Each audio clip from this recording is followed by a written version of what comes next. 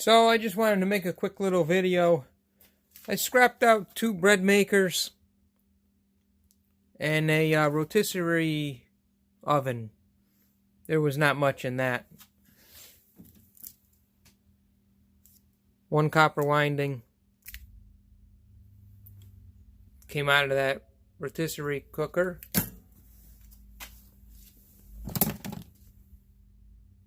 And 1 piece of irony aluminum. And the cord. The rest is just light iron. But it's out of my way now. The bread makers, I did 2 of them. They were a Black & Decker model. I was going to try to sell them, but inside was a little bit rusted. So I figured nobody's going to want to cook bread inside there. It's all rusted. So I didn't make a normal video showing you how to take it apart, but I just wanted to show you at least what you get at the end. I did 2 of them, so that's why I got kind of 2 of everything. Irony aluminum,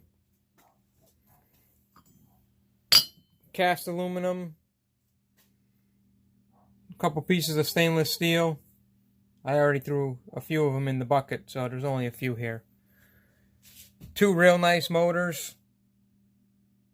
I already cut the winding. It's solid copper in there, so I will take those apart and cut the copper free. 2 aluminum tins. You know, that's where the bread is. I guess the bread mixes in there and then it bakes right inside there. And I got a hunk of insulated wire and just a couple low-grade boards that were on the inside. 1 IC chip there. I'll take a couple things off, but these I'll just cut the wire and throw them in with low grade. There's only 2 or 3 things I'll take off. The rest is just low grade, useless. That's it. It was pretty quick. Maybe about 10 minutes each one. And to get those motors out, I think it was well worth it. Stainless, not going to add up to much, but put it in that bin back there, it'll add up.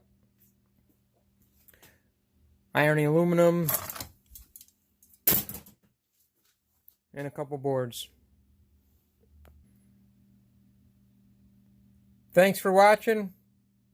Like, subscribe, share it with your friends. We'll see you on the next one. Thank you.